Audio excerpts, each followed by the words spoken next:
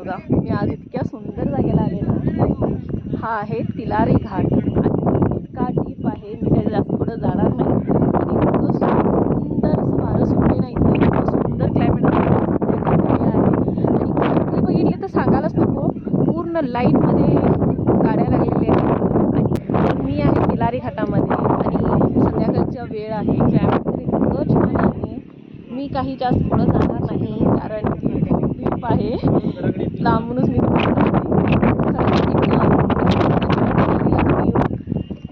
हे एक्सप्लोर करू शकतो. खूप सुंदर आहे, बघण्यासारखं आहे, खूप सुंदर आहे. म्हणजे सनसेट तर आता काय आपल्याला दिसणार नाही कारण की वातावरणात तसं क्लायमेट झालेलं आहे, एकदम शांत झालेलं आहे. म्हणजे एकदम इतकं सुंदर वाटायला लागलं ना, येऊन इथं निवांत बसण्यासारखं आहे. इतकं आहे ना, मी पुढं जाणार नाही, मी इतकी रिस्क घेणार नाही बाबा. आणि गर्दी तर सांगते मी तुम्हाला, गर्दी तर भयानक आहे. हे सगळं ना, हे बघा तिकडं पाठीनं सगळ्या साईड ना पूर्ण गाड्या भरलेल्या लागले. तिकडं ह्या सगळ्या साईडला ना गाड्यांचं लाईन लागलेली आहे. लास्ट टाइम मी एकदा आले होते तेव्हा अशी इतकी गर्दी नव्हती. खरं आता खूप गर्दी आहे कारण की क्लायमेटच इतकं सुंदर झालेलं आहे आणि हे बघण्यासाठी लोक तर येणारच. तर नक्कीच जर तुम्ही असं बेळगावचे असाल तर तिलारीला तुम्ही येऊ शकता. फक्त एक 20-30 किलोमीटर असेल बहुतेक, तेवढंच आहे. आणि एक तासामध्ये, 1 तास धरून चला, 1 तासामध्ये तुम्ही येऊ शकता. आणि जर गोव्याच्या साईडने इकडे येत असाल तर त्यांना पण हे स्पॉट खूप छान आहे, बघण्यासारखं खूप सुंदर आहे. आणि आत्ता थोडंसं म्हणजे सूर्याचं किरण दिसत असेल, सूर्याचं किरण आल्यासारखं वाटत आहे कारण की आभाळ सगळं आल्यामुळं सगळं सूर्य वगैरे काय दिसेना. खरं आता थोडीशी झळक दिसत असेल कारण की सनसेट होत आला आहे. सनसेट आहे खरं, हे सगळं क्लाऊड आल्यामुळं काहीच दिसत नाही आहे. आणि इतकं सुंदर क्लायमेट ना, खरंच वाव वाव म्हणण्यासारखं आहे क्लायमेट. लोक खूप आहेत आणि डीप पण खूप आहे. असं मी दाखवते कारण की वारं असल्यामुळं ना भीती वाटते थोडीशी पुढं जायला. आणि की काय म्हणतात ना, आम्ही आमचा सेल्फी, मोबाईल, फोटोच्या नादामध्ये आपलं भान राहत नाही आणि आम्ही मग काही तर चुकीच्या गोष्टी घडतात. त्याच्यापेक्षा 4 पावलं लांब राहूनच केलेलं बरं. तरी नक्कीच तुम्ही या, बघा. इतके सुंदर सुंदर सेनरी आहे इथं बघण्यासारखी आहे. शूट म्हणजे इतकं सुंदर फोटोशूट वगैरे घेण्यासारखं आहे.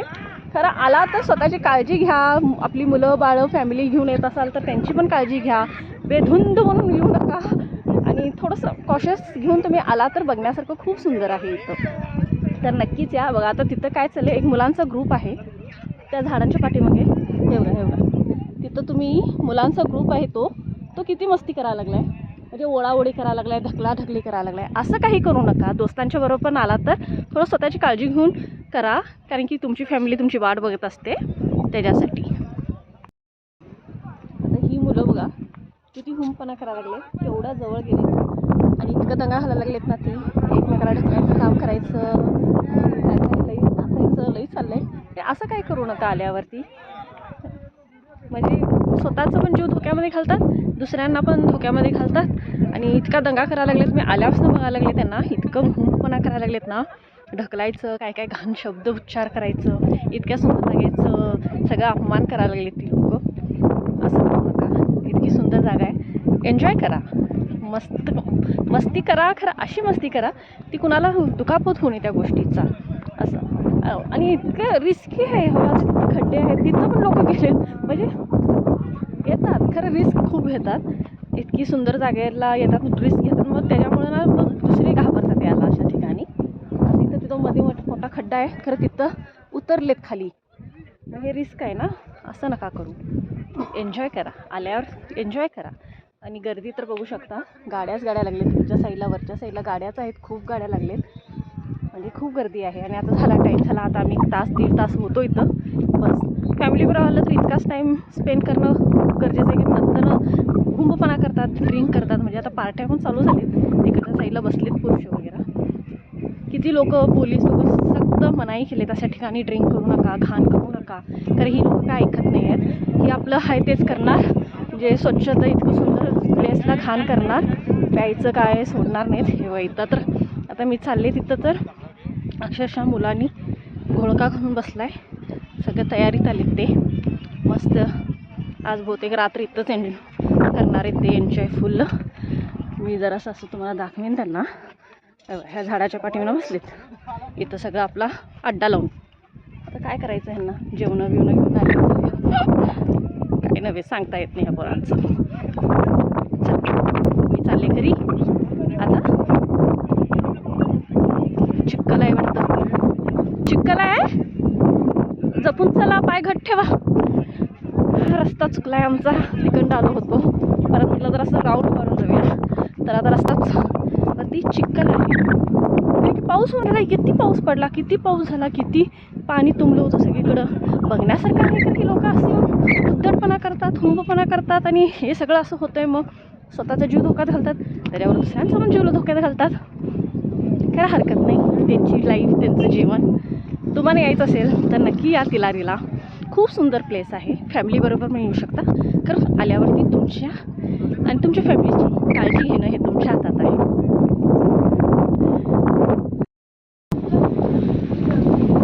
असं ना खाली डाऊन आहे, खूप खूप सुंदर आहे इथं. तर खाली ना तिलारीमध्ये कधी या महिन्यातच दिसते. छोटी छोटी असे झाडं आहेत.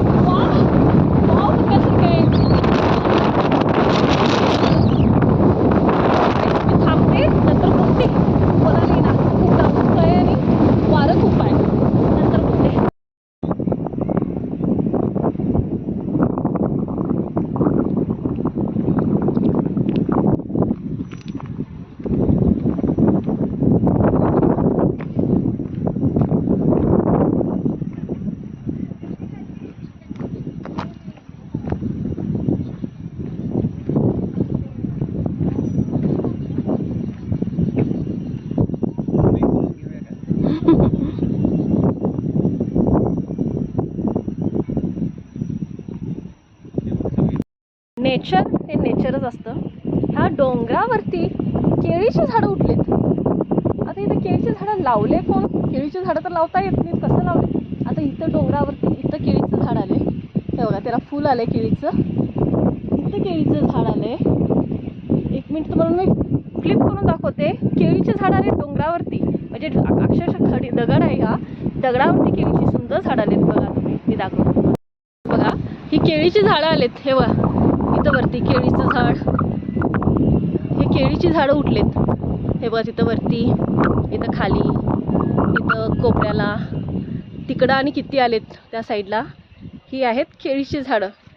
खरंच आता हे कसे आलेत काय माहीत. खरं हे सगळं नेचर आहे. शेवटी त्याला जे पाहिजे ते होणारच. त्याला जे झाड आपल्या कुशीमध्ये घ्यायचे ते घेणारच. आणि छोटे छोटे इथं ना धबधबे, मला वाटते लई पाऊस झाला तर त्यांचं असं हे डोंगर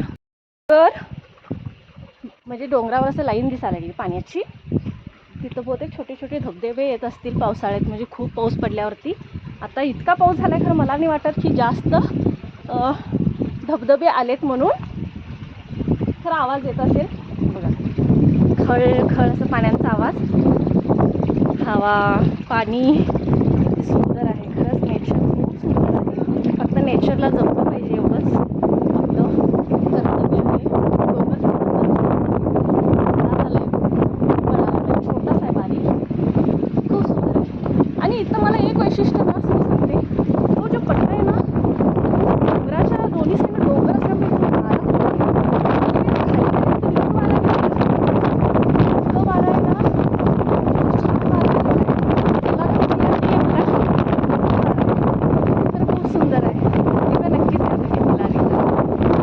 खूप सुंदर असं तिलारी घाट आहे. जेव्हा आम्ही वापस येत होतो तेव्हा ना आम्हाला पायी वारी दिसली.